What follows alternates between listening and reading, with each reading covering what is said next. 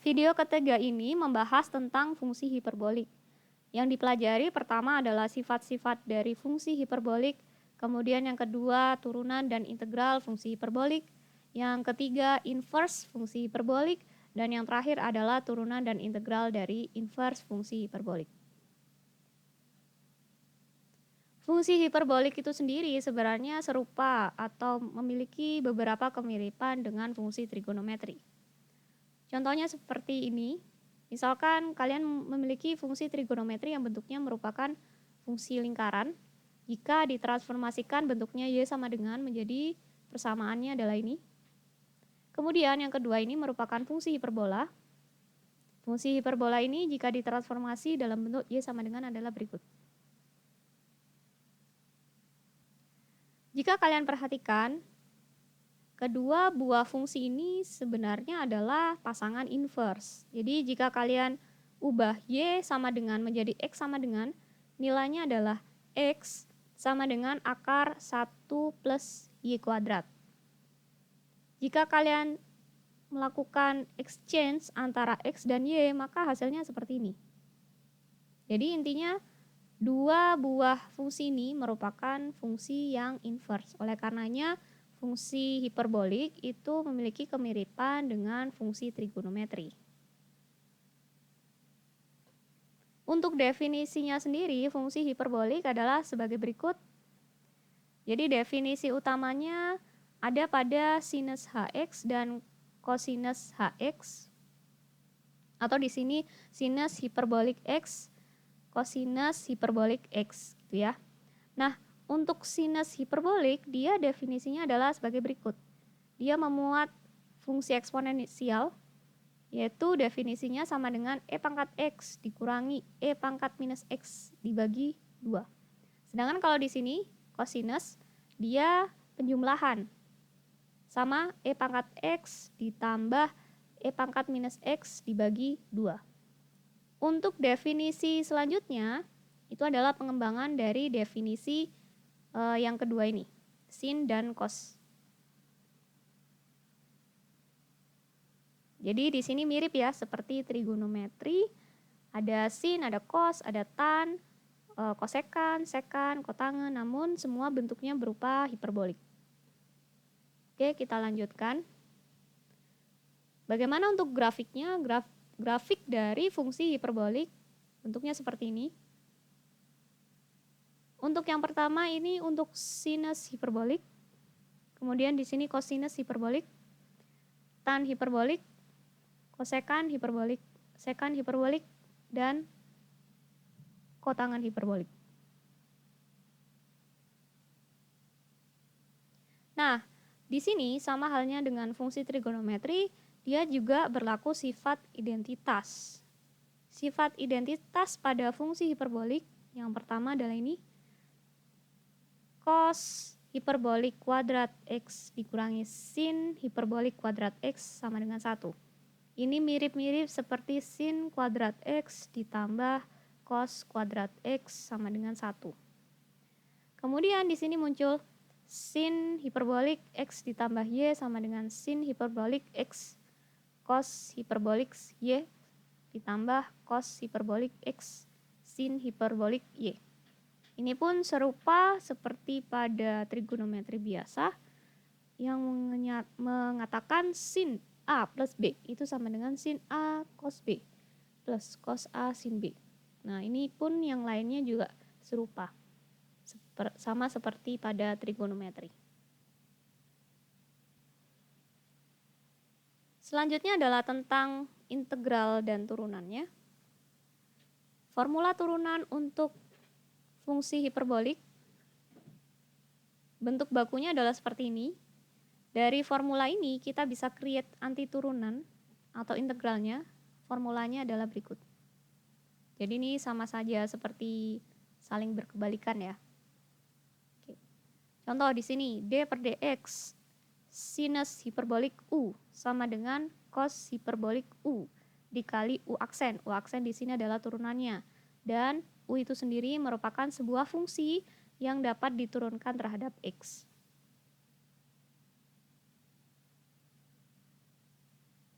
Begitu juga untuk seterusnya ya. Selanjutnya. Nah, formula itu dapat dari mana? Formula itu sebenarnya dikembangkan kembali lagi dari definisi fungsi hiperbolik itu sendiri. Dicontohkan di sini adalah turunan dari sin hiperbolik X. Definisinya sendiri apa? Definisinya adalah ini.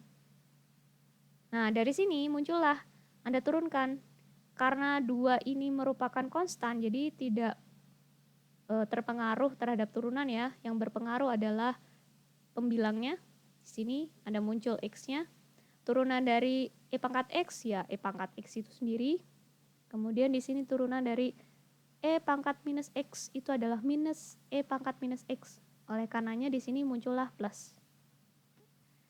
Nah, dari hasil ini adalah definisi dari cos hiperbolik X. Oleh karenanya turunan dari sin hiperbolik X sama dengan cos hiperbolik X.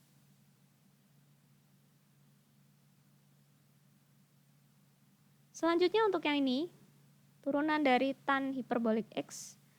Tan itu bisa kalian pecah menjadi sin hiperbolik per cos hiperbolik.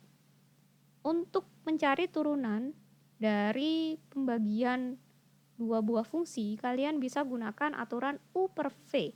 Turunannya adalah U aksen V dikurangi V aksen U dibagi V kuadrat. Hasilnya seperti ini. Kemudian karena di sini muncul cos hiperbolik kuadrat X sebenarnya kan, karena ini saling dikalikan. Kemudian di sini juga sin hiperbolik kuadrat X. Bisa kalian gunakan sifat identitas sebelumnya yang hasilnya sama dengan 1. Sehingga diperoleh hasil akhir adalah sekan hiperbolik kuadrat X. Kemudian untuk contoh berikut, mari kita bahas yang A. Yang A ini kita akan mencari turunan dari sin hiperbolik X kuadrat minus 3. Dari formula turunan sebelumnya, kita tahu turunan dari sin hiperbolik U itu nilainya adalah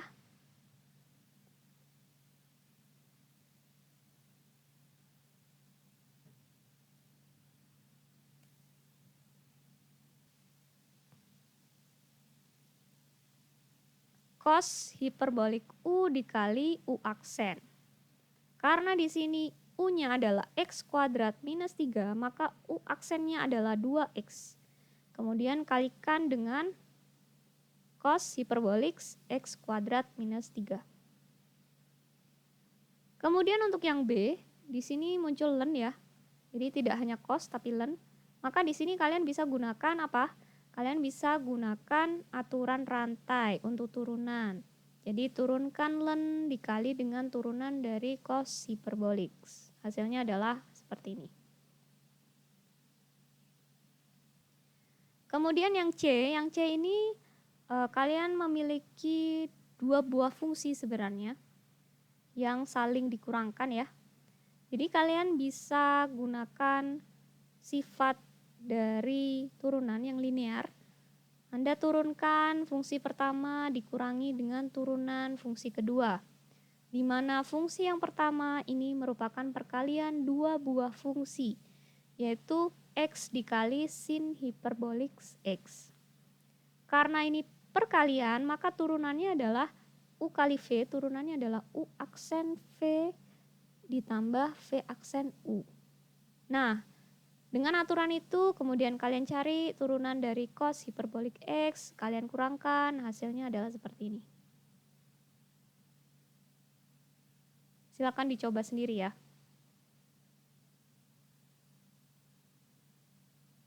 Selanjutnya ini adalah salah satu aplikasi turunan. Kita ingin mencari titik ekstrim. Nah, titik ekstrim itu diperoleh dari mana? Titik ekstrim diperoleh dari turunan pertama fungsi yang nilainya sama dengan 0. Untuk menurunkan fungsi ini, sama seperti contoh yang C tadi, ini merupakan 2 buah fungsi, sehingga kita bisa turunkan fungsi pertama dikurangi turunan fungsi kedua.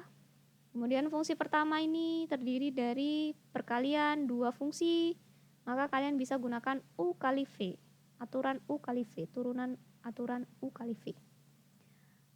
Nah, maka kalian bisa peroleh hasilnya seperti ini. Kalau disederhanakan, hasilnya adalah X minus 1 dikali sin hiperbolik X.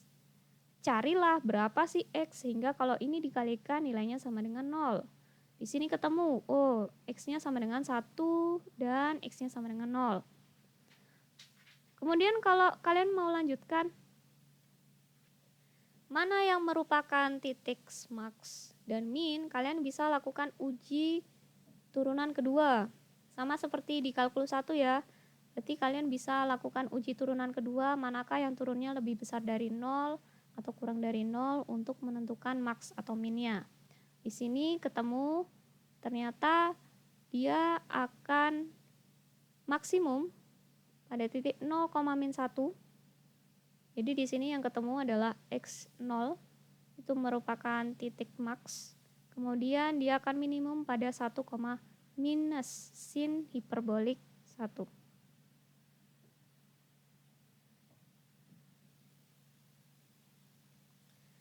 Oke, lanjut ke contoh berikut. Pada contoh berikut ini, di sini bisa digunakan metode substitusi. Jadi ini tampaknya perkalian dua buah fungsi ya. Fungsi yang cos hiperbolik 2x dan sin hiperbolik kuadrat 2x. Silakan baca lagi metode substitusi pada integrasi. Nah, di sini yang disubstitusikan apa? Yang disubstitusikan adalah U sama dengan sin hiperbolik 2x. Dari situ kalian bisa lakukan proses substitusi sehingga hasil dari integralnya adalah ini.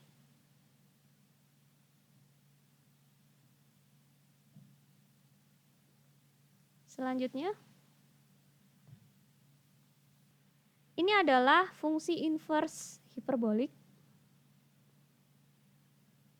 Sama seperti pada fungsi trigonometri, fungsi hiperbolik memiliki inverse pada domain tertentu.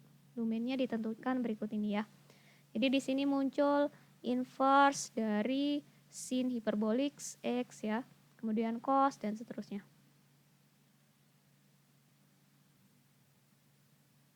Kemudian untuk gambar grafiknya adalah seperti ini. Ini grafik dari inverse fungsi hiperbolik. Yang pertama adalah inverse dari sin hiperbolik x, kemudian inverse dari cos hiperbolik x, dan seterusnya. Kalau kalian perhatikan, ini bentuknya seperti pencerminan dari grafik fungsi hiperbolik yang pertama ya. Bisa kalian lihat lagi.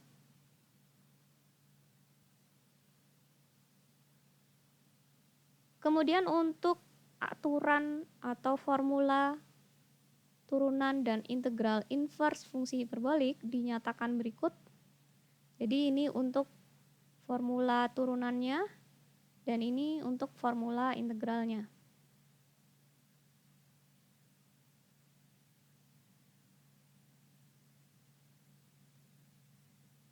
Nah, dari formula-formula tersebut kita bisa selesaikan contoh 7 dan 8 ini. Pada contoh 7 kita miliki integralnya dari dx per x kali akar 4 minus 9x kuadrat. Nah, ini bentuknya mirip seperti apa? Bentuknya mirip seperti aturan atau formula integral yang paling akhir, yang paling di bawah tadi. Yang bentuknya adalah seperti ini. Nah, dari sini kita bisa tentukan U-nya adalah 3x, A-nya adalah 2. Substitusikan sehingga diperoleh hasil integralnya adalah berikut. Sama seperti langkah ke-7, cari bentuk yang serupa dengan formula integral. Bentuk yang serupa adalah ini. Dari bentuk ini kita ketahui A kuadrat sama dengan 5. Oh, berarti A-nya adalah akar 5. Kemudian di sini U kuadrat sama dengan 4x kuadrat, maka U-nya adalah 2x. Lakukan substitusi sehingga diperoleh hasilnya adalah ini.